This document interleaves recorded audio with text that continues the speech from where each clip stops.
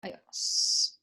Bueno, entonces nos había quedado de la clase pasada este resultado de, ¿se acuerdan que en la clase pasada vimos, vamos a borrar esta demostración de acá?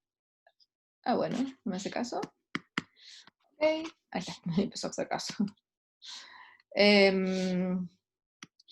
¿Se acuerdan que habíamos demostrado la clase pasada usando el teorema de Lagrange? ¿Se acuerdan que el teorema de Lagrange dice que si H es un repaso esto, si H es un subgrupo de G y el orden de G es finito, entonces el orden de H también es finito, pero más importante que eso, el orden de H divide al orden de G. Esto lo demostramos la clase pasada y vimos un montón de aplicaciones.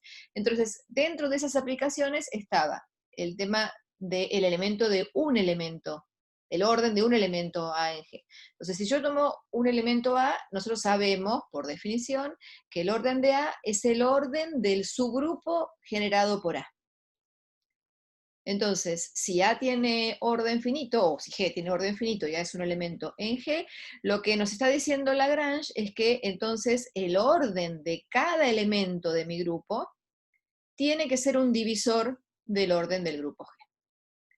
¿Tá? Entonces, ahora sí, con este repaso que hicimos, arranquemos con la demostración, que esto me hace caso, ahí vamos, con la demostración de la proposición. Entonces, ¿qué dice la proposición? Me dice que el orden de G es un primo P. P es primo.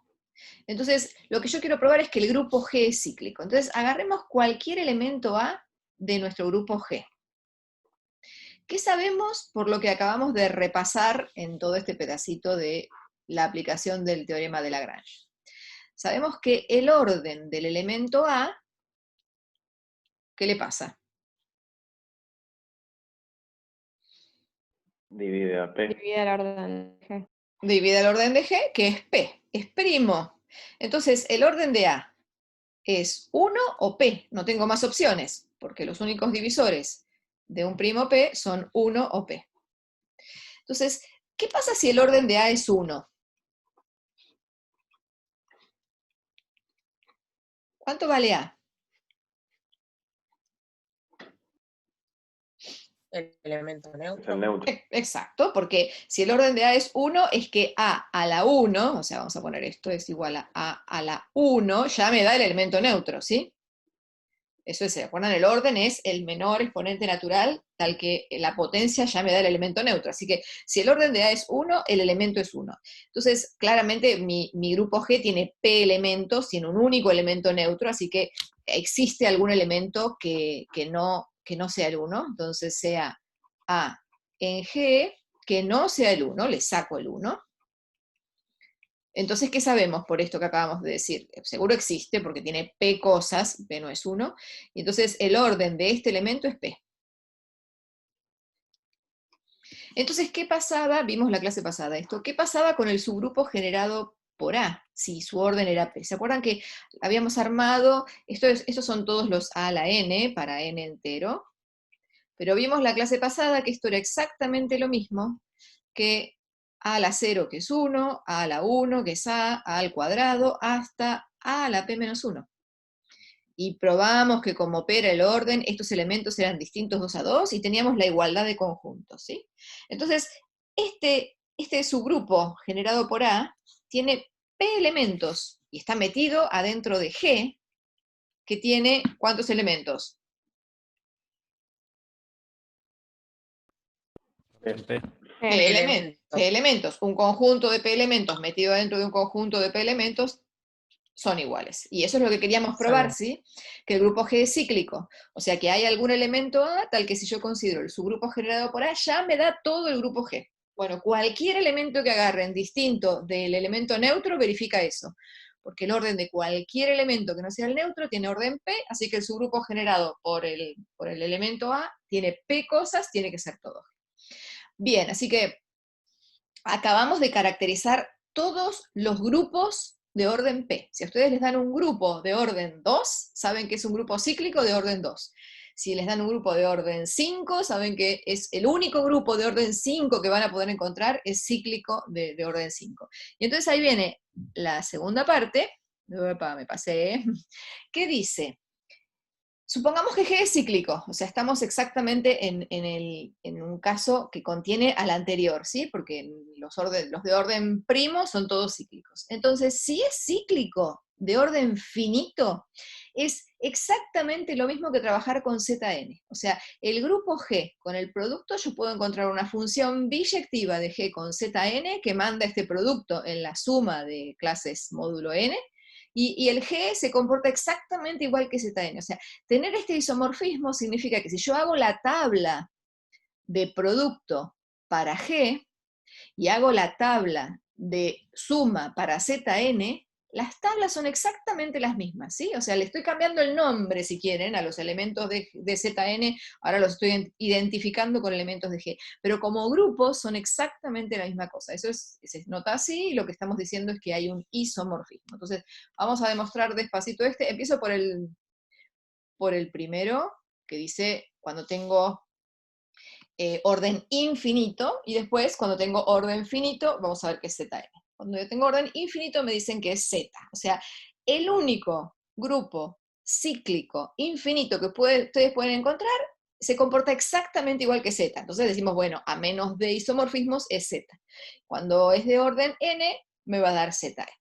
Bueno, entonces lo que quiero es encontrar un isomorfismo. O sea, lo que necesitamos es definir una función que vaya de G en Z o en Zn, que sea un morfismo, primero que nada, o sea, que mande el producto de G en la suma de Z, y después le voy a pedir que sea un isomorfismo, o sea, le voy a pedir que sea mono, o sea, que el núcleo sea 0, y le voy a pedir que sea epi. Si tengo estas tres cosas, entonces trabajar con G es exactamente lo mismo que trabajar con Z. Todo lo que yo le haga a G se lo voy a poder hacer a Z y al revés. Bueno, entonces, quiero definir esta F, ¿sí? Y lo único que sabemos de hipótesis tenemos es que nuestro grupo es cíclico y es de orden infinito. O sea, nuestro grupo está generado por un elemento A, porque es cíclico. ¿Y qué significa que el orden de A sea infinito?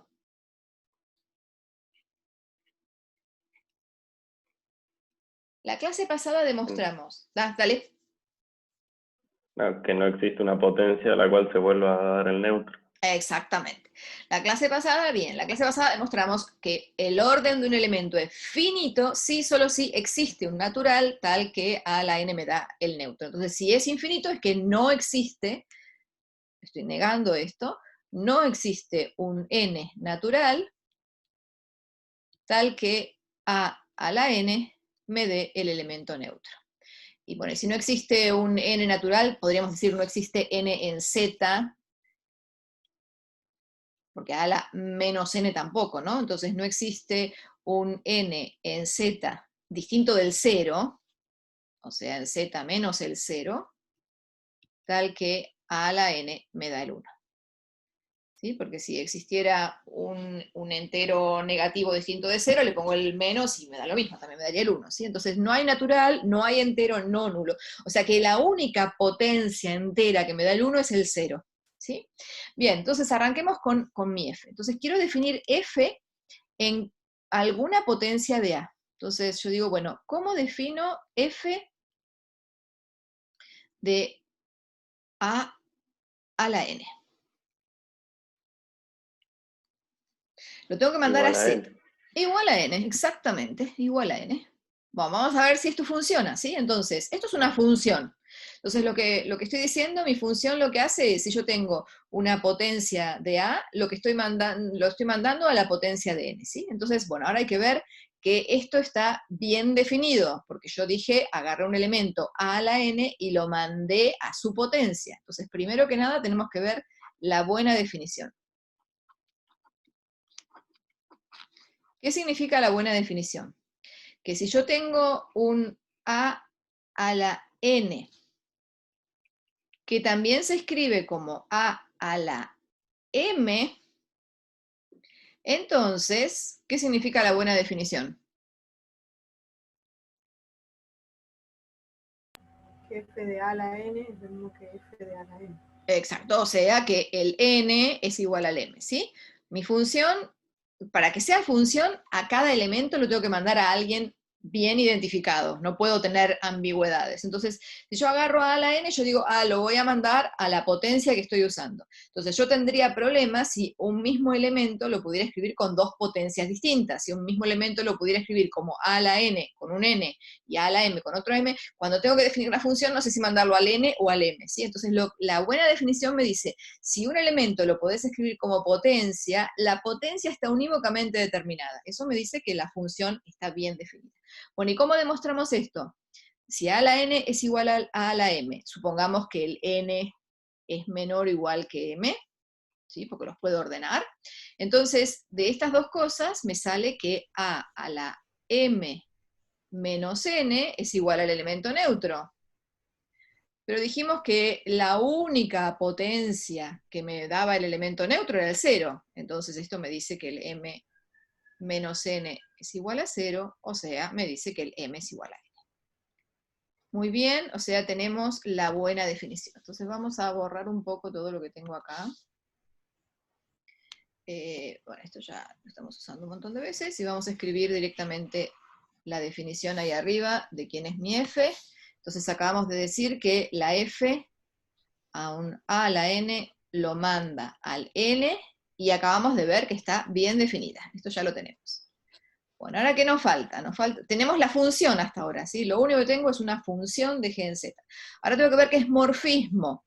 ¿Qué significa que sea morfismo? Que si yo, acuérdense que el g tiene un producto y el z tiene la suma. Entonces, si yo calculo f de a a la n por a a la m, lo que yo quiero ver es que esto es igual a ¿quién? Desparramo es f de a a la n, f de a a la m, ¿y qué operación aplico entre estos dos? Suma. La suma. Es la suma de z, ¿sí? Bueno, esto es inmediato, ¿no? Porque esto es lo que me estoy preguntando. Pero el f de a a la n por a a la m es f de a a la n más m.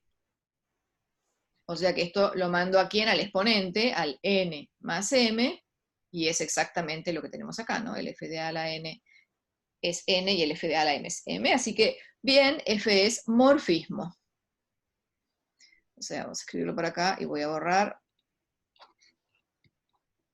morfismo. Nos falta ver qué es mono y qué es epi. Veamos qué es mono. Entonces, para ver qué es mono, calculo el núcleo. Entonces yo digo, bueno, ¿cuál es el núcleo de la f? Son todos los elementos a la n, tales que cuando calculo f de a la n, va a parar al neutro del z, y el neutro de z con la suma es el 0. Pero f de a la n es n, o sea, ¿esto qué es? Esto es a la 0. El único exponente que me sirve es el 0, entonces, así que esto es el 1, y f es mono. Muy bien, solo nos falta epi. Epi. Quiero ver que la imagen me da todo. Entonces, ¿qué significa que la imagen me dé todo? Que cualquier elemento en Z proviene de alguien. Bueno, pero si agarro un M en Z, ahora vamos a escribir epi, ¿no? Eso es lo que estoy viendo acá. Estoy viendo que esto es un epi. Bueno, y vamos.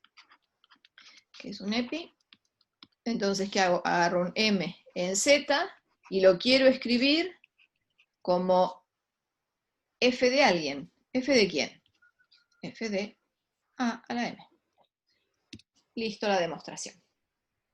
Así que si tenemos un grupo cíclico de orden infinito, entonces tomo un generador, que es un elemento de orden infinito, y la función que a todo elemento a la n lo manda a su exponente n está bien definida, es morfismo, es mono y es epi, o sea que hay una correspondencia 1 a 1 entre sumar exponentes y multiplicar los elementos, ¿sí? Así que G es exactamente lo mismo que C. Bien, borremos todo esto y vamos a la segunda parte, que es similar, pero ahora el orden del elemento es finito. ¿Está bien? Entonces, hago lo mismo. Vamos con estoy buscando una f definida de mi grupo G, que es un grupo cíclico de orden n, o sea, está generado por un elemento A que tiene orden n, o sea, el n es el menor natural tal que a la n me da 1, y quiero ir a parar a Zn, a las clases de equivalencia módulo n. Bueno, entonces hagamos lo mismo. Yo digo, bueno, f de a la s, ¿a dónde lo mando? Al S. Al S, la clase de equivalencia, ¿sí? La clase de equivalencia de ese módulo n. ¿Está bien? Entonces, en lugar, antes íbamos al entero, ahora vamos a la clase de equivalencia en Zn. Bien, entonces, de nuevo, tengo que ver las tres cosas. Veamos que está bien definida. Bien definida. ¿Qué significa que esté bien definida? Que si yo agarro un elemento y lo puedo escribir de dos maneras distintas, como a la s, o lo puedo escribir como a la t, lo que tengo que verificar es que cuando al a a la s lo mando a la clase de equivalencia de s y al a a la t lo mando a la clase de equivalencia del t, este elemento tiene que ser el mismo, porque si no la función no es función, ¿sí? La función a un elemento lo manda a algo bien determinado. Entonces, si el elemento que yo agarré lo podía escribir como a la s, lo mandé a la clase de s. Si lo podía escribir también como la a la t, lo mandé a la clase de t. Entonces, esas dos cosas tienen que ser iguales, si no, no tengo función, ¿sí? Bueno, entonces demostremos esto. ¿Qué pasa si a la s, esto es lo que me pregunto, ¿no? Entonces, ¿qué pasa si a la s es igual a la t? Entonces, a la s menos t es igual al elemento neutro. Y entonces, ¿qué demostramos la clase pasada? Si A es un elemento de orden n, ¿cuáles eran todos los números enteros cuya potencia múltiplo de n? Exactamente, esto era sí, solo sí. O sea, n era el más chico y cualquier otro que verificaba esa propiedad de que la potencia de a ese entero me daba 1, tenía que ser un múltiplo de n. ¿Y qué significa que n divida a s menos t? Significa que la clase de s es igual a la clase de t. ¿Sí? Entonces es exactamente la relación de equivalencia que uno define en Zn, que la diferencia S menos T es un múltiplo de N. Así que tenemos la buena definición. Veamos que es un mono. Calculemos el núcleo de... No, veamos que es morfismo. Epa, me comí, morfismo. Veamos que es morfismo. Entonces tengo que ver que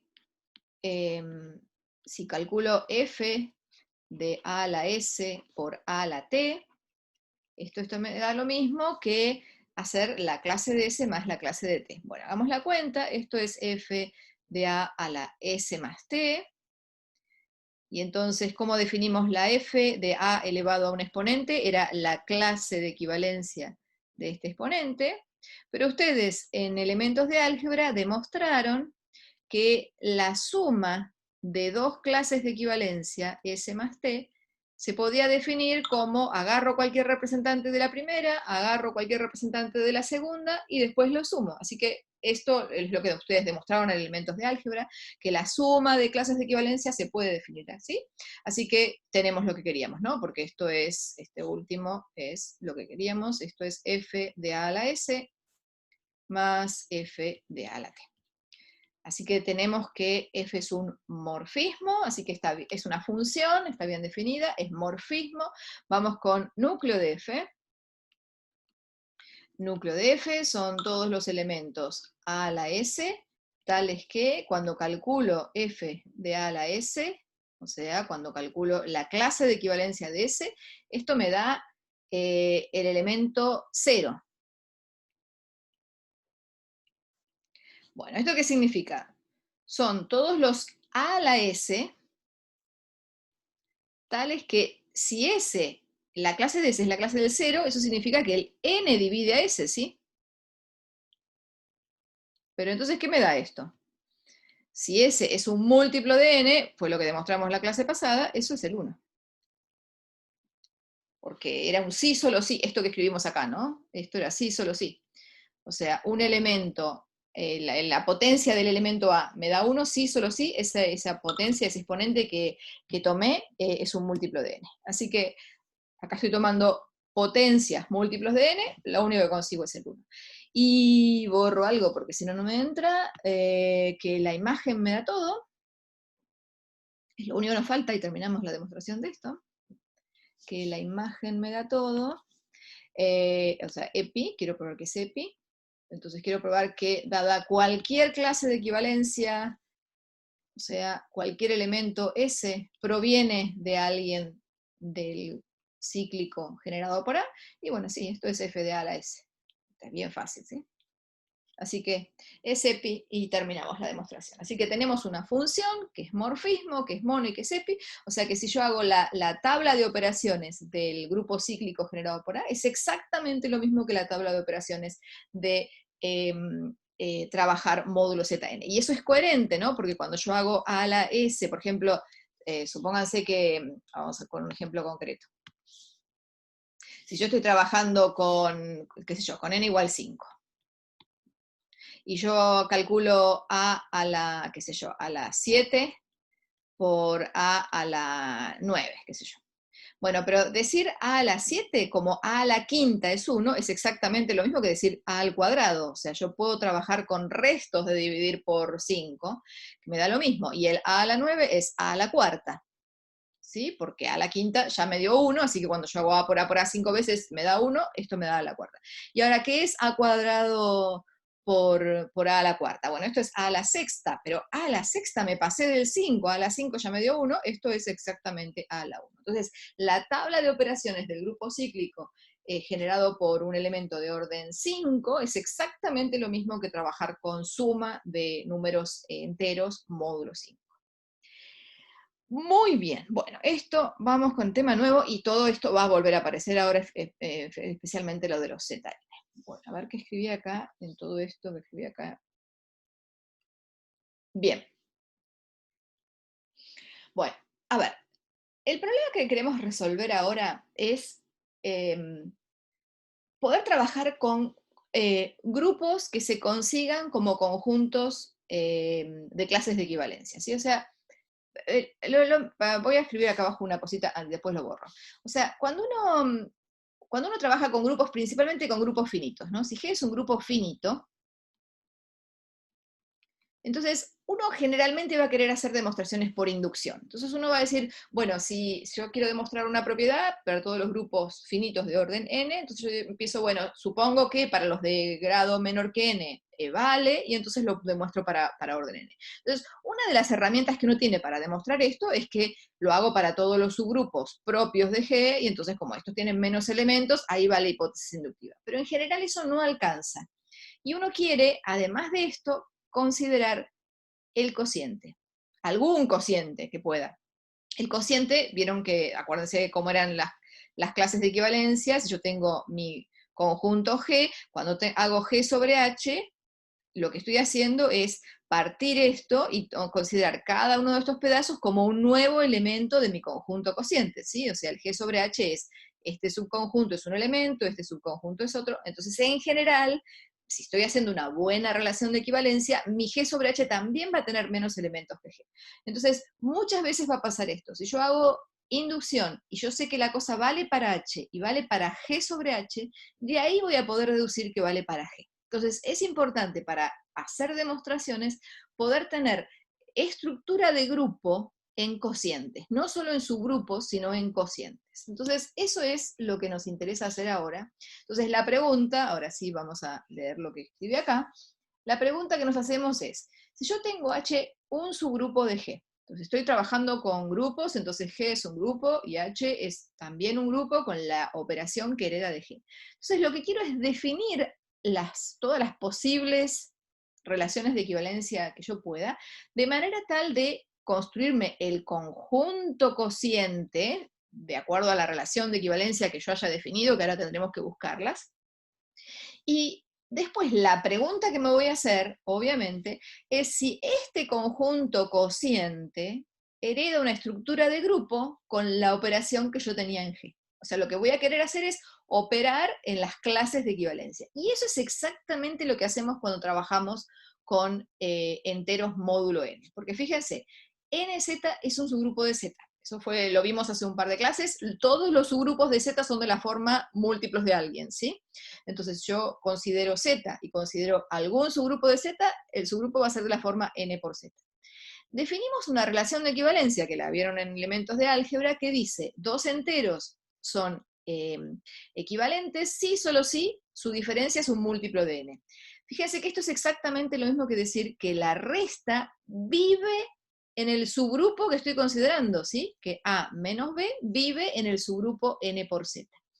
Y esto es sí, solo si, pensar que si yo escribo a más, o sea, cuando yo considero, no sé en qué estoy acá, cuando yo considero el z sobre nz, el conjunto cociente, ¿qué estamos haciendo acá? Lo que estamos haciendo es considerar la clase del 0, la clase del 1, hasta la clase de n-1, ¿sí? Porque después ya, repito, ¿qué es la clase del 0? La clase del 0 son todos los múltiplos de n, o sea, es 0 más nz. ¿Qué es la clase del 1? Son todos los elementos enteros que cuando yo los divido por n me da resto 1, o sea, son los 1 más nz, que es la última clase, es n-1 más nz, o sea, son todos los enteros que cuando yo los divido por n me da resto n-1, ¿sí? O sea que las clases de equivalencia son exactamente esto que yo estoy escribiendo acá. Es el a más cualquier múltiplo de z. Y decir que dos elementos están en relación, es decir que la clase de equivalencia de a coincide con la clase de equivalencia de b. O sea que si yo me armo todo el conjunto de los a más nz, coincide con el conjunto de todos los b más nz, ¿sí?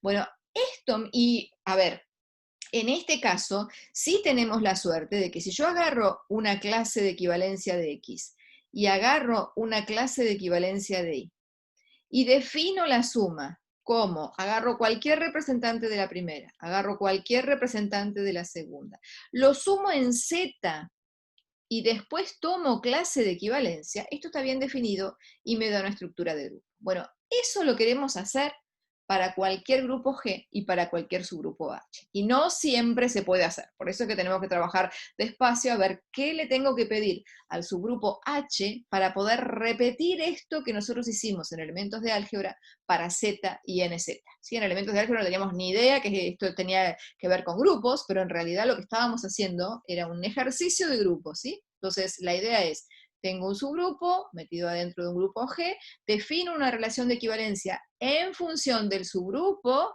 y después trato de que ese conjunto cociente tenga una suma que venga dada por la suma que tenía en G. Y entonces ahí me voy a preguntar si con esta suma la suma de clases de equivalencia sigue teniendo estructura de grupo. ¿Estamos? Bien, vamos a definir la relación de equivalencia. Fíjense que la relación de equivalencia que voy a definir, la puse acá.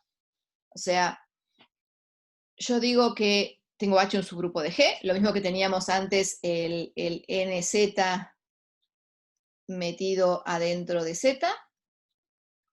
Y acá la relación que definíamos, ¿se acuerdan? Decíamos que A estaba en relación con B, sí, solo sí, el N dividía a menos B. O sea, si el A menos B pertenecía a los múltiplos de n, o sea, si pertenecía al subgrupo, ¿sí? Entonces, esto que hice acá, lo copio ahora para cualquier subgrupo H. Entonces yo digo, tengo H en subgrupo de G, agarro dos elementos en G, digo que están en relación, sí, solo sí, A por B a la menos 1, porque no estoy trabajando aditivamente, trabajo con el producto, así que copiar esto de A menos B es lo mismo que decir A por B a la menos 1, vive en el subgrupo H. Y esto es equivalente, y ahora lo vamos a ver, a decir que H por A es igual a H por B. Repasemos lo que dijimos en NZ, era lo mismo, ¿no? Definíamos A menos B en NZ y dijimos que esto era equivalente a decir que A más el subgrupo era igual a B más el subgrupo. Es exactamente lo mismo que estoy copiando acá. Entonces vamos a borrar esto que era del ejemplo anterior, y lo primero que voy a hacer es demostrar esto que está en rojo. Después vamos a ver que esto que definimos acá es una relación de equivalencia, ¿sí? Pero primero que nada veamos que realmente escribir esto es exactamente lo mismo que escribir esto. Eso es lo primero que quiero demostrar, ¿sí? Porque les va a venir bien cuando tenga que demostrar cosas sobre elementos equivalentes. Entonces, vamos con esto. Entonces, vamos con la ida. Entonces, yo sé que A por B a la menos 1 está en H. Quiero probar que estos dos conjuntos son iguales. Acá son conjuntos, ¿eh? Acá ya no son subgrupos, nada. Es el conjunto formado por todos los elementos que se escriben como alguien de H por A, y este es el conjunto formado por todos los elementos que son alguien de H por B. Entonces quiero probar, por ejemplo, que HA está metido adentro de HB. Entonces, ¿qué hago? Bueno, agarro alguien del primero, o sea, un H por A, y lo quiero escribir como alguien de H por B. ¿Qué hago?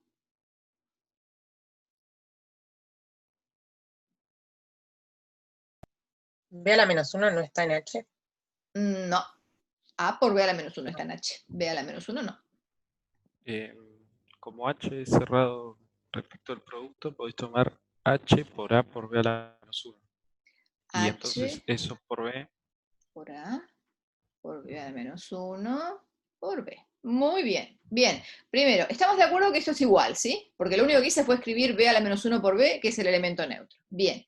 Y entonces lo que dijo Gabriel fue que como esto vive en H, ¿sí? Porque esa es mi hipótesis, y H está en H, el producto de cosas de H no se me escapa de H, o sea que todo esto que tengo acá efectivamente está en H. O sea que esto es un H', no tengo ni idea quién es, un H' por B, que era lo que queríamos demostrar, ¿no? Que cualquier elemento H por A se escribía como alguien de H por B. Ese alguien de H por B que tuvimos que agarrar fue este, H por A por B a la menos 1, usando que A por B a la menos 1 estaba en H. Bueno, y creo que la otra vuelta debe ser exactamente igual, que HB es por doble inclusión, ¿no? Así que ahora tenemos que ver que HB está metido adentro de HA. ¿Cómo demuestro esto? Bueno, agarro HB, y de nuevo, ¿cómo lo escribo? Bueno, obviamente lo voy a escribir, hago lo mismo que hice acá, ¿no? Lo escribo como B por A a la menos 1 por A, o sea, eso claramente es igual. Pero esto es H por el B por A a la menos 1, es lo mismo que poner A por B a la menos 1 a la menos 1, ¿sí?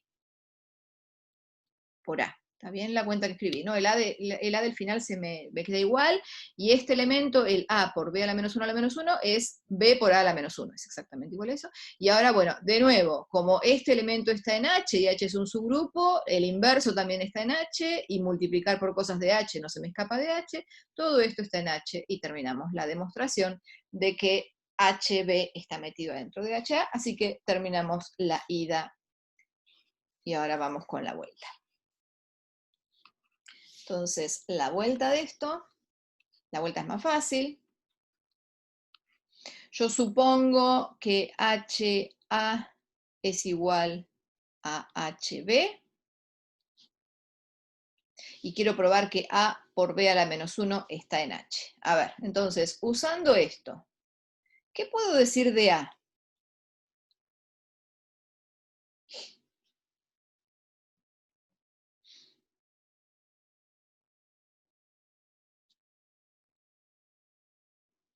Yo solo sé que cualquier cosa que se escriba como alguien de H por A, también se va a poder escribir como alguien de H por B.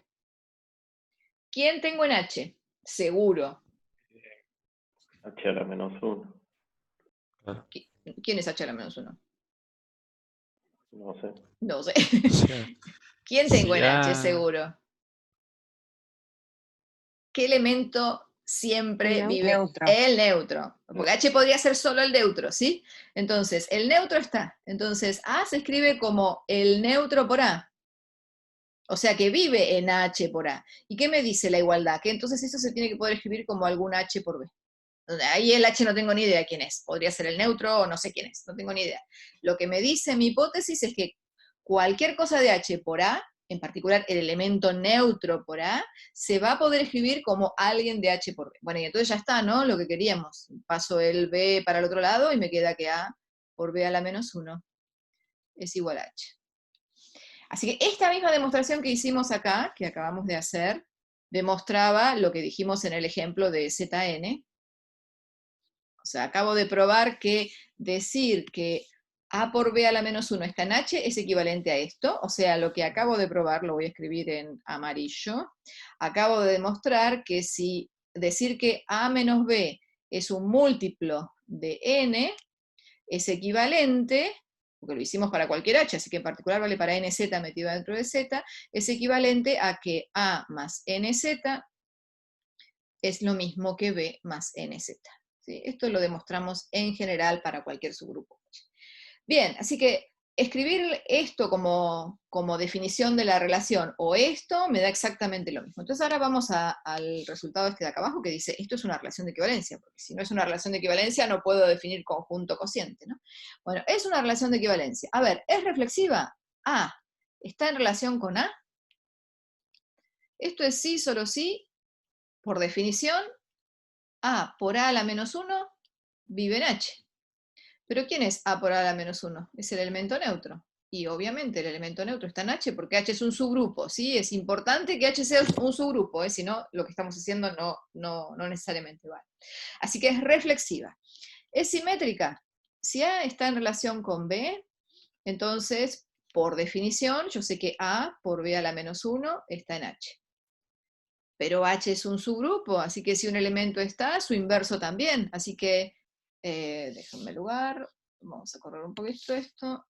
Entonces, el inverso de este, A por B a la menos 1 a la menos 1, vive en H también, pero ¿este quién es? Este lo escribo, esto es B por A a la menos 1.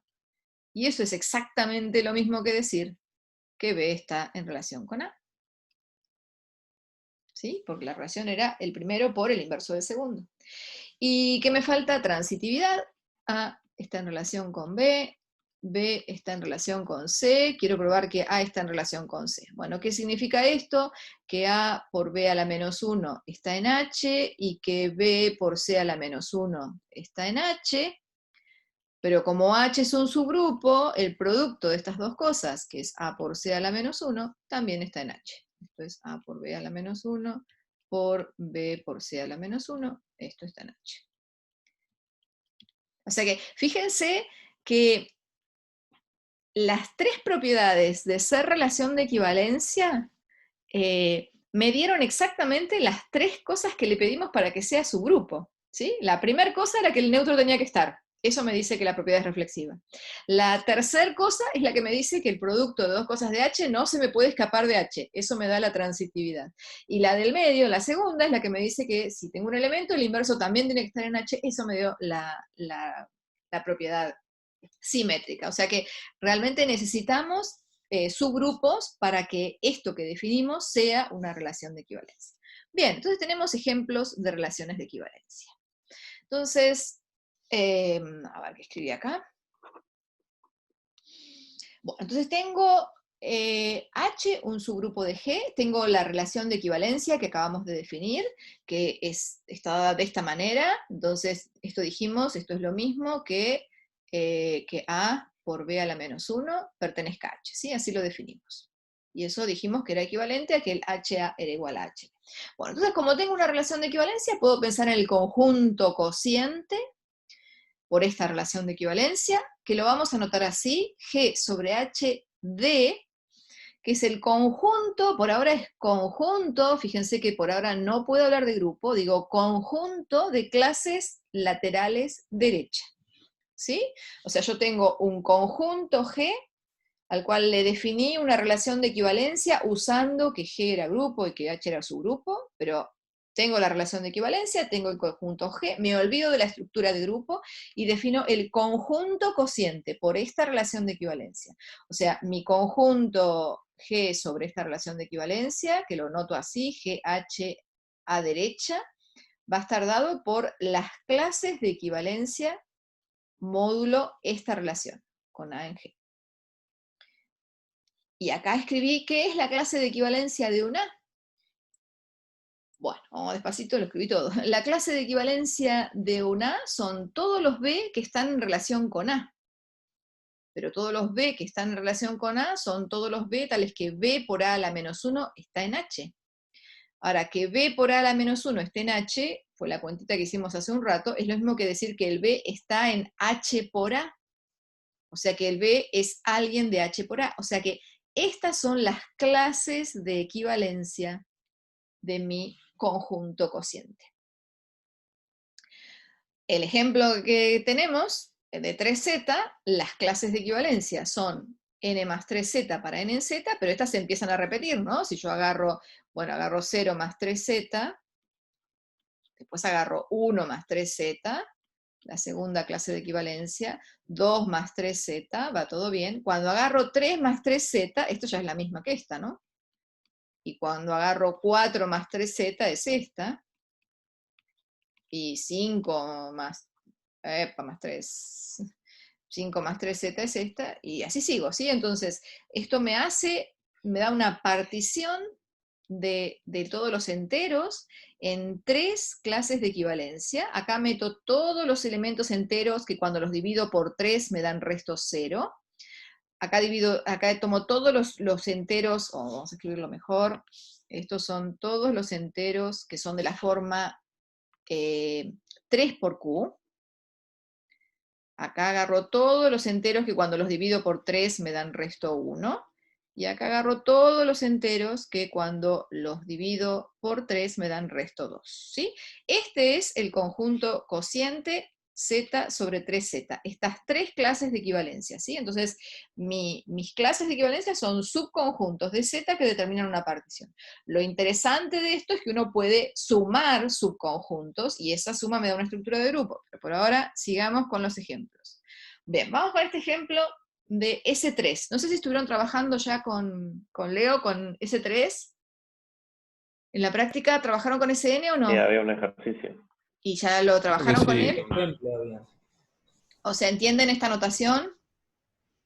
¿Qué es lo de permutaciones? Claro, pero a ver, bueno, vamos a repasar un poquito esto. SN, voy a ir por acá, estoy en no sé qué color. Vamos con rojo así, después borro todo esto. SN son todas las funciones biyectivas del conjunto de los n primeros números naturales en el mismo. Funciones biyectivas. Como son funciones biyectivas, tengo la composición que me da asociativa, tengo la identidad, y además, como son biyectivas, tengo inverso. Entonces, Sn con la composición es un grupo. Y esto es el grupo simétrico que aparece en alguno de los ejercicios de la práctica. Entonces, mi función es, agarro los elementos 1, 2, n, y los tengo que mandar a f de 1 hasta f de n. Ahora, como la función es biyectiva, los elementos acá no se pueden repetir y tienen que cubrir los n elementos. O sea, lo único que estoy haciendo es reordenar los elementos. O sea, F1, Fn es una permutación de estos primeros elementos. Por eso uno sabe que la cantidad de cosas que tengo en Sn es ¿cuánto?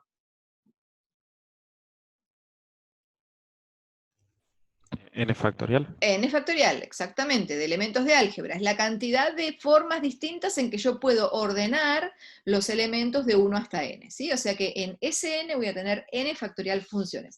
Vamos con S3, hagamos el ejemplo de S3 despacito y para que entiendan la notación de ahí arriba. Entonces yo quiero definir todas las funciones biyectivas que van del conjunto 1, 2, 3 en el conjunto 1, 2, 3, ¿sí?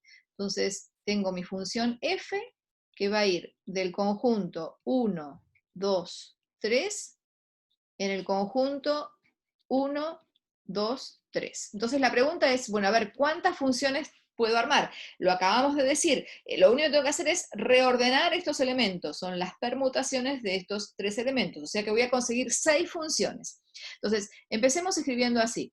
F1 lo voy a escribir así. Este es el dominio y lo que escribo abajo es la imagen, ¿sí? Entonces, mi función F1 es la identidad. Al 1 lo manda al 1, al 2 lo manda al 2, al 3 lo manda al 3. Esta es la identidad. O sea que lo puedo escribir como 1, porque es la función identidad. Mi F2 va a ser la función 1, 2, 3. A ver, por ejemplo, que al 1 lo manda al 2, al 2 lo manda al 1, y el 3 lo dejó fijo. Fíjense que lo que hice acá abajo fue reordenar el 1, 2, 3. Mi F3 va a ser, no me tengo que olvidar de ninguno de los órdenes posibles, ¿no? Mi F3 va a ser, el 1 va al 3, el 3 va al 1, y el 2 queda fijo. F4, 1, 2, 3, F4, el 1 va al 2, el 2 va al 3, y el 3 va al 1, esperen, me comí una, ay no, me comí una, F4, no, perdón, esta no quiero, porque estoy copiando en el mismo orden de lo que tengo arriba. Esta es una, pero esta va a ser la F5. F4 es la 2, 3. El 1 lo dejo fijo, el 2 lo mando al 3, el 3 lo mando al 2.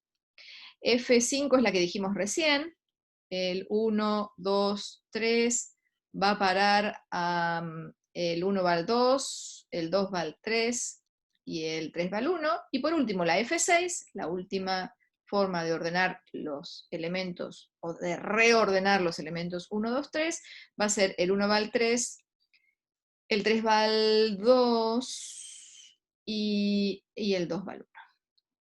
Bueno, a ver, si miramos los renglones de abajo, lo que hicimos fue realmente reordenar todos, ¿no? El 1, 2, 3, acá intercambiamos el 2 con el 1, o sea, puedo empezar con el 2, están todas, ¿no? Y no se repiten, ¿no? Bueno, verifiquen, no, pero está bien porque son estas. Bien, entonces, lo que vamos a hacer para no tener que escribir tanto, porque fíjense que esto me ocupó un montón de espacio, voy a usar esta notación que tengo acá arriba. Entonces, la primera es la identidad, esa la escribo como 1, es la función que al elemento i lo manda al elemento i, esa está clarísima.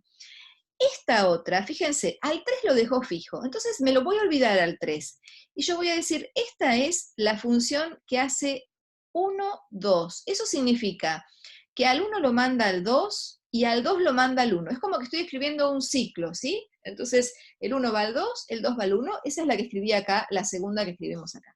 ¿Esta cómo la voy a escribir?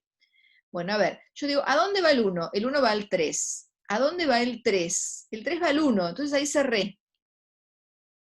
Y el 2 ni lo escribo porque el 2 quedó fijo. O sea, si un elemento no aparece en esta notación es porque quedó fijo. Vamos con F4. F4, ¿quién es? Es el 1 quedó fijo, así que el 1 no lo escribo, el 2 va a parar al 3, y el 3 va a parar al 2, así que ahí la cierro. Esto también lo podemos escribir como 3, 2, es lo mismo, ¿sí? Esta notación me dice, cada elemento va al que sigue, y el último va al primero. Vamos con F5, a ver, ¿cómo escribo F5? A F5 no deja fijo a nadie, o sea, acá van a aparecer todos los elementos. Entonces la F5 la escribo como el 1 va a parar al 2, el 2 va a parar al 3, y el 3 va a parar al 1. Listo, ahí cerré. Y por último, la F6, a ver si lo puedo escribir acá abajo. F6 dice, el 1 va a parar al 3, el 3 va a parar al 2, el 2 va a parar al 1, ahí lo cerré. ¿Está bien? Entonces, de esta forma escribimos las 6 funciones biyectivas que hay del conjunto 1, 2, 3 en el conjunto 1, 2, 3. Fíjense que ocupamos mucho menos espacio. Así que esta, por ejemplo, la 1, 2, 3, es la función que el 1 va al 2, el 2 va al 3, el 3 va al 1. Es exactamente lo mismo que escribir la función 2, 3, 1, ¿sí? O es exactamente lo mismo que escribir la función 3, 1, 2, ¿sí? Lo que digo es que el 1 va a parar al 2, el 2 va a parar al 3, el 3 va a parar al 1. Y los que no aparecen, o sea, si esta podría ser una función en S5, por ejemplo, entonces es la función que el 1 fue al 2, el 2 fue al 3, el 3 fue al 1, el 4 quedó fijo y el 5 quedó fijo. Los que no aparecen son los que están fijos. Muy bien. Vamos a borrar todo esto porque ahora vamos a usar esa notación. Entonces, vamos con clases de equivalencia. Quiero considerar un subgrupo adentro de S3 y calcular las clases de equivalencia. Entonces, yo digo, Mi subgrupo H, voy a escribir más arriba para tener más lugar acá, porque mi subgrupo H, digo, es el conjunto formado por el 1 y el 1, 2. Bueno, a ver, ¿realmente esto es un subgrupo de S3? O sea, yo acá escribí así, S3. La pregunta es si esto es verdad, ¿no? ¿Es un subgrupo? Bueno, a ver, para que sea un subgrupo, el elemento neutro tiene que estar, vamos bien. Si multiplico dos elementos cualesquiera de acá, no se me tienen que escapar. Entonces, el 1 por 1, 2 va todo bien, el 1, 2 por 1 va todo bien. La pregunta es qué pasa cuando yo hago 1, 2 por 1, 2. Esto es la composición de funciones. Entonces, la pregunta es, ¿qué me da esto? Piensen que esta es una F y esta es una G.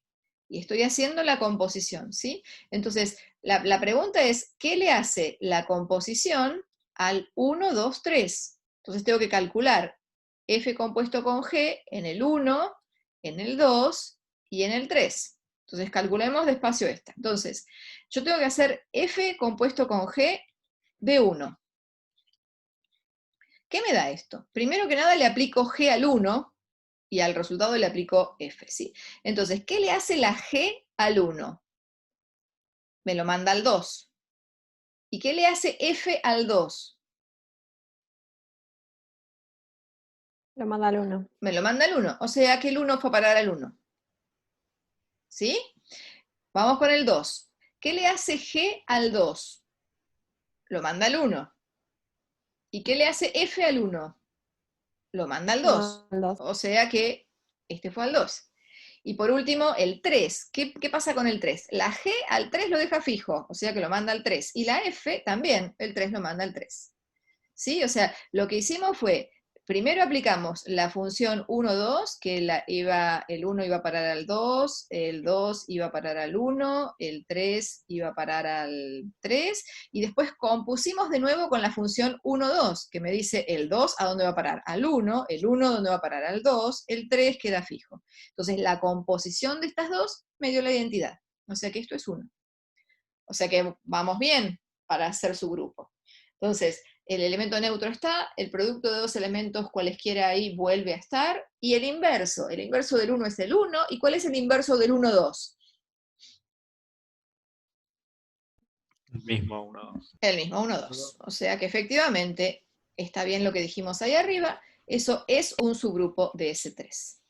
Entonces, usando la definición que dimos hace un ratito, yo puedo definir una relación de equivalencia de clases laterales a derecha, que dice que dos elementos en S3 están en relación, yo digo que A está en relación con B, si solo si el A por B a la menos 1 vive en H, y esto es si solo si H por A es igual a H por B. Entonces, para definir las clases de equivalencia de S3 módulo esta relación que acabo de definir, lo que yo tengo que hacer es calcular H, H12, H13, H23, H123 y H132. Lo mismo que hacíamos con Z, ¿sí? No sé si lo borré, no acá. Cuando teníamos 0 más 3Z, 1 más 3Z, después uno empezaba a ver que las cosas se repetían, ¿sí? Entonces la pregunta es, bueno, a ver cuántas clases de equivalencia vamos a tener. Bueno, calculemos el H12.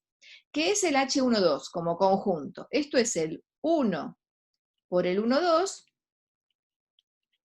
y el 1,2 por el 1,2. ¿Qué me da esto? El 1 por 1,2 me da 1,2. Y el 1,2 por 1,2, hicimos la cuentita hace un rato, esto me daba el 1, ¿sí? O sea que esto me da exactamente lo mismo que H. Que me da lo mismo que H por E.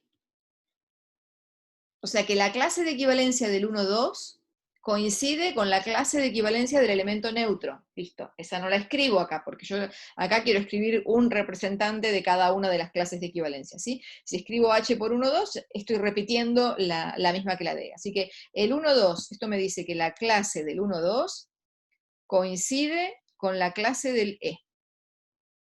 Viven en la misma clase de equivalencia.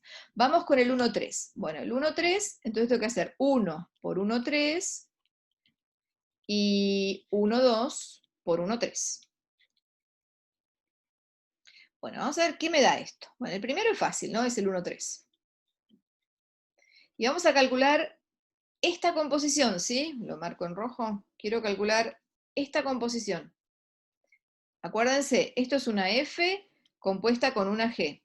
Quiero calcularla en 1, 2 y 3. Así que la tengo que calcular en I y ver qué me da. Para I igual 1, 2 y 3. Entonces primero aplico la G y después la F.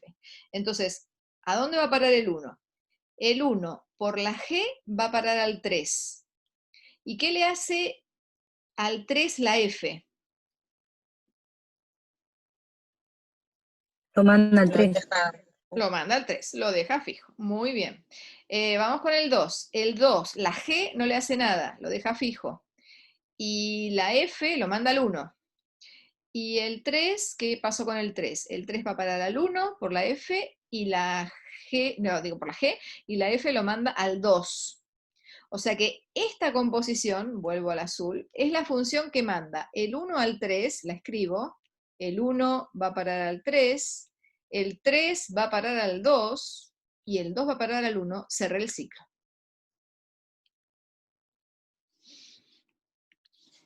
Así que la segunda clase de equivalencia es el subconjunto dado por el 1, 3 y el 1, 3, 2. O sea que tengo la H1, 3. Esta es mi segunda clase de equivalencia, ¿sí? Que no tiene nada que ver con la anterior. Esto me tiene que dar una partición de ese 3, ¿no? Vamos con esta. ¿Esto qué me da? Me da el 1, 2, 3 y el 1, 2, 2, 3. Bueno, ¿esto qué me da? Me da el 2, 3. Y después me da, a ver, hagamos esta, a ver si la podemos hacer rápido. Empiezo con, acuérdense que esto es F compuesto con G, primero aplico G y después F, ¿sí? Entonces, el 1, este lo dejó fijo y este lo mandó al 2, así que el 1 va a parar al 2 por la composición. La primera lo dejó fijo, la segunda lo mandó al 2. ¿Qué pasa con el 2? El 2, la primera lo mandó al 3 y la segunda el 3 lo dejó fijo, así que el 2 va a parar al 3. ¿Qué hago con el 3? El 3 va a parar al 2 por la primera y el 2 al 1 por la segunda, el 3 va a parar al 1, la cerré. Y esta es otra clase de equivalencia que no tiene nada que ver ni con la primera ni con la segunda. Esto me da H por 2, 3, otra clase de equivalencia. ¿Puedo hacer esto? Cerrar y decir, listo, ya están acá mis 3 clases de equivalencia y se acabó el conjunto cociente.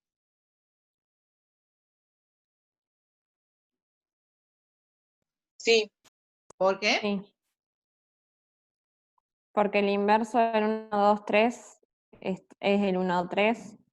¿Se vuelven a repetir los conjuntos? Se van a repetir los conjuntos, exactamente, porque acuérdense que el conjunto cociente es dar una partición, o sea, partir a mi conjunto S3 en subconjuntos disjuntos. Y ya está, porque yo acá tengo 6 cosas, ¿sí? El HE tiene 2 cosas, el H13 tiene 2 cosas, el H23 tiene 2 cosas, ya cubrí las 6 cosas de S3. O sea que hagamos la cuenta, esto va a ser el 1, 1, 2, 3, el 1, 2, 1, 2, 3, pero me tiene que dar alguna de las 3 que ya escribimos, porque no tengo más elementos, ¿sí? ¿Esto qué me da? El primero me da el 1, 2, 3, no hay problema. Y la segunda, hagamos la cuenta, el 1 va al 2 y el 2 va al 1, o sea que el 1 queda fijo, el 2 va al 3 y el 3 queda fijo por la segunda, el 3 va al 1 y el 1 va al 2, cerramos. Ahí está, y estas dos son iguales, ¿ven? La clase del 2, 3 coincide con la clase del 1, 2, 3. Y si escriben esta última, que es el 1, 1, 3, 2, y el 1, 2, 1, 3, 2, esto les va a dar, bueno, la primera el 1, 3, 2, y la segunda, cuando hagan esta cuenta, 1, 2 por el 1, 3, 2, les va a dar el 1, 3. O sea, esto me está diciendo que el 1, 3 y la clase del 1, 3, 2 coinciden. Estos dos coinciden y este era el H. Y ese es el conjunto cociente. Entonces calculamos un primer conjunto cociente. No sé a dónde iba ahora. Bien. La pregunta ahora es si Este conjunto cociente que acabamos de construir tiene estructura de grupo. Entonces acuérdense que el conjunto este que calculamos tenía 3 clases de equivalencia. Tenía la HE, voy a ir para atrás para acordarme quiénes eran, la 1,3 y 2,3. La H1,3 y H2,3.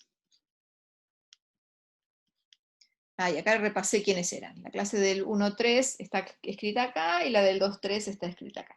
Entonces la pregunta es, bueno, ¿yo puedo definir ahora en este conjunto que tiene 3 cosas, definir un producto usando el producto que tenía en ese 3? Lo mismo que hacemos cuando trabajamos módulo n, que decimos agarro cualquier representante y cuando multiplico me dan en una clase de equivalencia. Bueno, fíjense. Yo agarro la clase del 1,3, o sea, estoy tratando de multiplicar estos dos elementos, estoy tratando de multiplicar este elemento por este elemento. Entonces, este elemento, en definitiva, es un subconjunto formado por el 1,3 y el 1,3,2, o sea, hay 2 representantes en cada una de las clases de equivalencia. Entonces, si yo quisiera decir, bueno, esto es, agarro un representante de la primera, agarro un representante de la segunda, los multiplico en ese 3, y me fijo cuál es la clase de equivalencia, que esto es exactamente lo que hacemos módulo n. Cuando yo calculo clase de equivalencia de x por y, me tendría que dar siempre la misma. Y acá, fíjense, cuando hacemos la cuenta, cuando yo agarro el representante 1,3 de la primera, agarro este representante de la primera, y agarro este representante de la primera, esta es la primera cuenta que hice acá, cuando yo agarro el 1,3 y el 2,3, lo que me da es el 1,3,2, que el 1,3,2 es esta clase de equivalencia. O sea que con mi primera opción de elijo un representante del primero, elijo un representante del segundo, lo que me estaría dando es la clase del 1,3,2, que si quieren es lo mismo que la clase del 1,3. Ahora, cuando yo agarro, vamos a otro color, cuando yo agarro, sigo con el 1,3, pero acá cambio y agarro el 1,2,3. Este es el segundo renglón, ¿sí? Entonces agarro como representante de la primera clase el 1,3, como representante de la segunda el 1,2,3. Y hago la cuenta, el producto me da 1,2. Y la clase del 1,2 es el neutro, es el 1. Entonces ya acá sonamos, porque no me da la misma clase. O sea, esto no está bien definido. Depende el representante que yo agarre, cuando hago el producto me da una clase o me da otra. Entonces no está bien definido. Bueno, y acá seguía haciendo la cuenta con las otras 2 opciones, ¿no? Que eran agarrar este con este, ese es este renglón, y no tengo más colores, negro. Y después el último ejemplo fue este, y este fue el último renglón, y me da otra clase, bueno, se vuelve a repetir, ¿no? El último me vuelve a dar el 1, y el del medio que dije acá me da el 1,3. O sea que esto me está diciendo que el conjunto cociente no hereda estructura de grupo, porque yo no puedo definir de una manera natural, eligiendo de representantes, el producto de clases de equivalencia. Bien. Bueno. Exactamente lo mismo que hicimos con clases laterales a derecha, se hace con clases laterales a izquierda. O sea, cuando definimos clases laterales a derecha, dijimos que la relación era A está en relación con B, si solo si A por B a la menos 1 vive en H. Pero como el producto en general no es conmutativo, yo tengo la otra opción, que es la que escribí acá, de decir B a la menos 1 por A está en H. Todo lo que demostramos de que eso es equivalente a que AH sea igual a BH, la demostración es la misma, dando vuelta a las cosas, y que es una relación de equivalencia, la demostración es exactamente la misma que hicimos, ¿sí? Lo que pasa es que cuando yo definí esto, ustedes me podrían haber dicho por qué yo agarré el primero por el inverso del segundo, si podría haber agarrado el inverso del segundo por el primero, ¿sí? Entonces, eso da lugar a clases laterales a derecha o clases laterales a izquierda. Entonces, el ejemplo que hicimos recién, agarrábamos H, el subgrupo de ese 3 formado por el 1, 1, 2, lo que hicimos fue calcular el conjunto cociente de clases laterales a derecha, hicimos toda la cuenta y vimos que nos dio H por el neutro, H por el 1,3 y H por el 2,3, y nos dio esta partición. Esto fue la cuenta que hicimos recién. Ahora, cuando lo hacen a izquierda, y hacen todas las cuentas que repetimos recién, ¿sí? O sea, ahora en lugar de hacer el conjunto H por el 1,3, hago el 1,3 por H, me da otra partición. O sea que como conjunto cociente de clases laterales a derecha y clases laterales a izquierda, los conjuntos cocientes son distintos, porque corresponden a particiones distintas. Fíjense que el H sí se respeta, porque el H es el que ya viene, es la clase del neutro, la clase del 0 sería, pero después acá la segunda clase, la del 1,3, tenía al 1,3,2, y acá la de clase del 1,3 tiene al 1,2,3.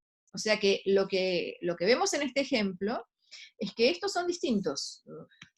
Digamos, estos son distintos, como conjuntos cocientes. El de clases laterales a derecha y clases laterales a izquierda. Y a ver, ¿qué más venía? Bueno.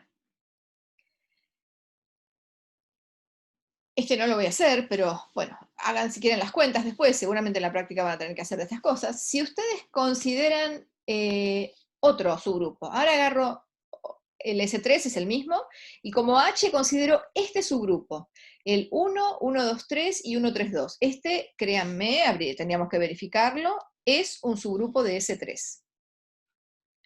¿Sí? O sea, si yo, el elemento neutro está, si yo agarro el producto de dos cosas cualesquiera acá, no me escapo de acá, y cada elemento tiene inverso acá, porque este es el inverso de este, ¿sí? Cuando hacen la composición del 1, 2, 3 por el 1, 3, 2, creo que da la identidad, a ver, esto lo podemos hacer. El 1 lo manda al 3, y el 3 lo manda al 1, el 1 quedó fijo, el 3 va al 2 y el 2 va al 3, el 3 quedó fijo, el 2 va al 1 y el 1 va al 2, esto me da la identidad. O sea, esto realmente es este H es un subgrupo de S3. Bueno, hago lo mismo, calculo clases laterales a derecha y calculo clases laterales a izquierda. Cuando calculan clases laterales a derecha, fíjense, es una partición de S3, yo ya en H tengo tres cosas. La otra clase de equivalencia, H de 1, 3, me va a dar el resto, o sea, esto me partió al conjunto en dos, y si hacen la cuenta, el H 1, 2, 3 les va a dar el 1, 2, 3, cuando multiplico por el 1, después les va a dar el 1, 2, y después les va a dar, no sé, no, hay que hacer la cuenta, no sé. No sé si les va a dar el 1, 2, ¿qué pasó? No, está mal, está mal. Esta lo que les va a dar, no, si no, no tengo el 1. No, sí tengo el 1. No hice la cuenta. H por el 1, 2, 3. Bueno, vamos a hacerla. H por el 1, 2, 3 da el 1 por el 1, 2, 3, que es el 1, 2, 3. Después va a dar el 1, 2, 3 por el 1, 2, 3, que es quién. Vamos a hacerlo. El 1 va al 2 y el 2 va al 3, así que el 1 va al 3. El 3 va al 2 y el 2 va al 3, el 3 va al 2 y el 2 va al 3. Ay, no, esperen, ¿qué dije? Oh, vamos a hacerlo despacito. ¿Qué estoy haciendo? 1, 2, 3 por 1, 2, 3. Y a ver qué me da. El 1 va al 2, el 1 va al 2 y el 2 va al 3, así que el 1 fue al 3. El 3 va al 1 y el 1 va al 2, así que el 3 fue al 2. El 2 va al 3 y el 3 va al 1, ahí cerró. Bien, es esta la que está acá. Y la otra que tengo que hacer es el 1, 3, 2 por el 1, 3, 2, ¿sí? No, por el 1, 2, 3, uf. Estoy haciendo, bueno, a ver, esperen que acá hice un mareo. Estoy calculando este, ¿sí? Entonces estoy reemplazando todas las cosas de H y multiplicándolas por el 1, 2, 3. Entonces el primero fue el 1 por el 1, 2, 3, me dio el 1, 2, 3. El segundo fue el 1, 2, 3 por 1, 2, 3, me dio lo que me tenía que dar. Y ahora estoy en esta. Y a ver esto que me da. El 1 va a parar al 2 y el 2 va a parar al 1, así que el 1 quedó fijo. Me olvido del 1. El 2 va a parar al 3 y el 3 va a parar al 2. El 2 quedó fijo. No, no puede ser. ¿Qué pasó acá?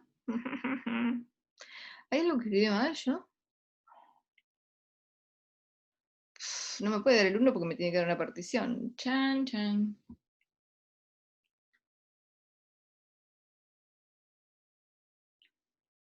A ver, de nuevo con esto. Esto es lo que estoy haciendo, ¿no? El 1, 3, 2 por el 1, 2, 3. El 1 va a parar al 2 y el 2 va a parar al 1, así que el 1 quedó fijo. El 2 va a parar al 3 y el 3 va a parar al 2. Así que el 2 quedó fijo. O sea, esto me dio el 1. Ah, está bien, qué tonta. Qué tonta. ¿Qué me dio? Ahí vamos. Sí, me dio el 1. ¿No dan 2, 3? Me dio, o sea, todo quedó fijo. O sea que esta clase de equivalencia es exactamente H. Recuperé H, o sea, esto me está diciendo que el 1, 2, 3 vive en la clase de equivalencia del 1. La clase de equivalencia, no sé si es a derecha o a izquierda, del 1, 2, 3, coincide con la clase de equivalencia del 1, porque me dio la misma clase. O sea que esto que escribí acá está mal. Claro, eso está mal. Perdón, perdón. Esto tiene que ser el 1, 2. Esto está mal. Esto tiene que ser el 1, 2, porque si no, no tiene ningún sentido. Y esta de arriba lo mismo. Vamos a hacer esta cuenta. Esto tiene que ser el 1, 2. Entonces, empiezo de nuevo la cuenta porque no conseguí otra clase de equivalencia, conseguí la misma. Así que esto no puede ser. Vamos con esto. Esto está mal, entonces. Esto es el 1, 2. Y acá lo mismo, debe ser el 1, 2 por H. Bien, entonces, 1, 2. ¿Qué me da? Me da el 1, 2. ¿Sí? El 1 por 1, 2 me da el 1, 2. Después tengo el 1, 2, 3 por el 1, 2. Y después la última cuenta que tengo que hacer es el 1, 3, 2 por el 1, 2. Ahora sí. Bueno, ¿esto qué me da? El 1 va al 2 y el 2 va al 3, así que el 1 va al 3. El 3 este lo dejo fijo y el 3 va al 1. Este cerró. Y este es el elemento que aparece acá. Y este último, el 1 va al 2 y el 2 va al 1, el 1 quedó fijo. El 2 va al 1 y el 1 va al 3. El 3 este lo dejo fijo y el 3 va al 1 al 2, esto va al 2, 3. Ahora sí, y esto me da exactamente los 3 elementos que me faltaban para cubrir todo ese 3. Y si hacen la cuenta del 1, 2 por H, les va a dar exactamente lo mismo.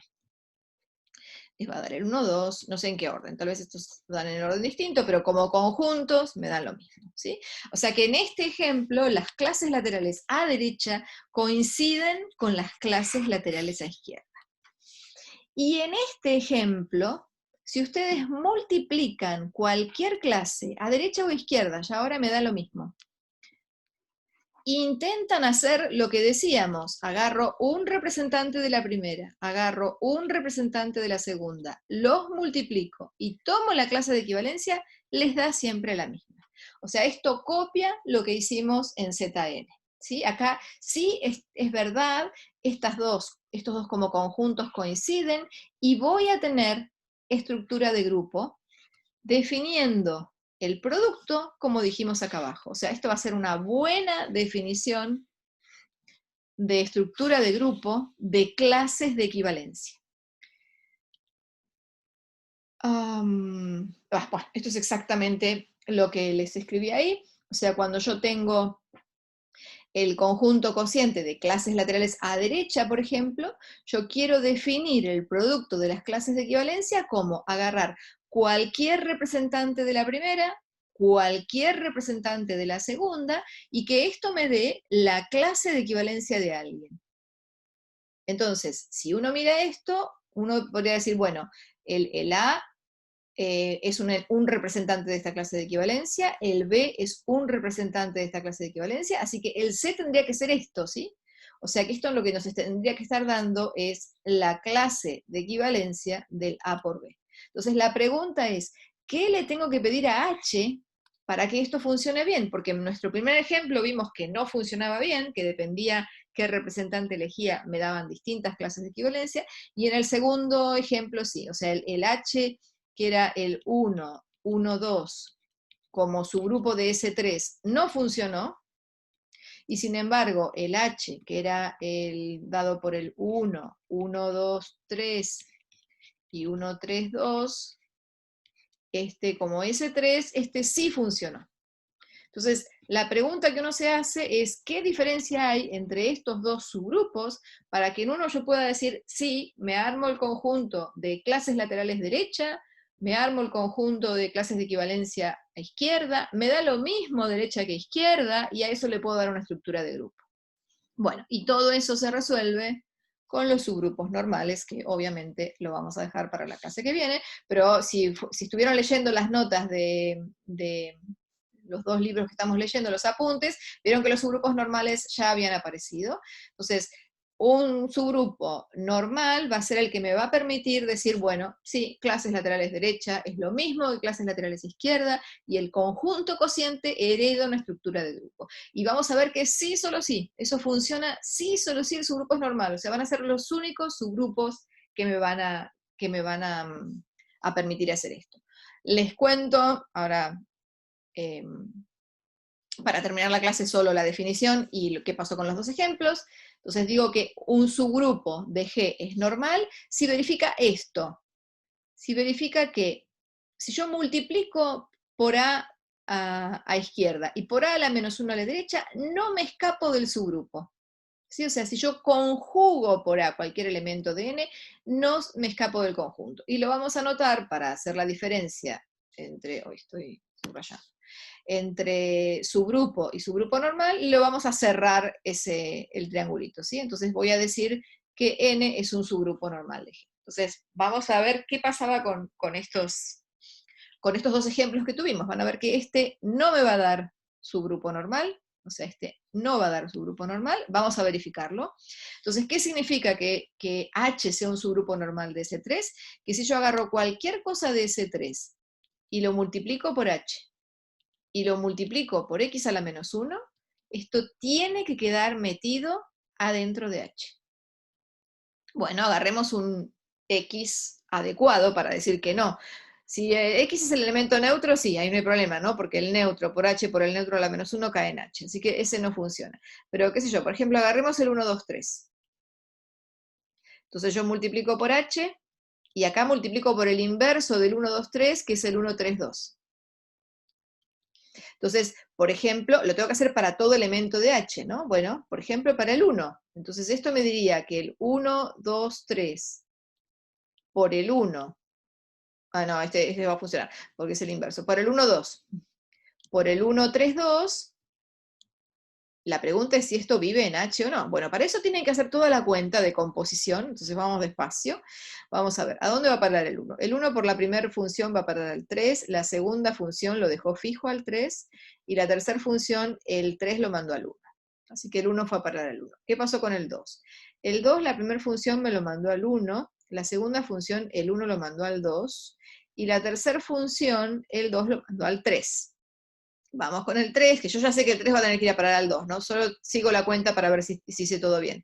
El 3 va a parar al 2, el 2 va a parar al 1, el 1 va a parar al 2, ¿estamos? O sea que mi resultado de composición de estas dos me dio el 2, 3, ¿sí?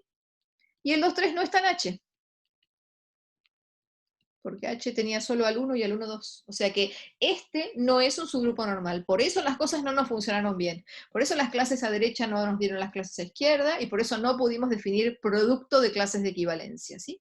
En cambio, este ejemplo, el segundo que escribí acá, el segundo ejemplo que consideramos, este sí es un subgrupo normal. Bueno, acá habría que, no lo vamos a verificar, pero lo que tienen que hacer es, agarran cualquier cosa de S3, lo multiplican por H, multiplican por el inverso, y van a ver que todas esas verifican esto, para cualquier X que ustedes agarren en S3. O sea que este sí es un subgrupo normal, y por eso las cosas funcionaron bien. Bueno, creo que acá termino. Sí, acá, bueno, la próxima vamos a demostrar, empezar a estudiar qué significa esta relación que pusimos acá. O sea, qué significa ser normal, de qué otras maneras lo podemos decir, y lo que vamos a concluir es que si el subgrupo es normal, o que el subgrupo es normal sí, solo sí, clases a derecha coinciden con clases a izquierda, y sí, solo sí, el conjunto cociente hereda una estructura de grupo. Muy bien, vamos a cortar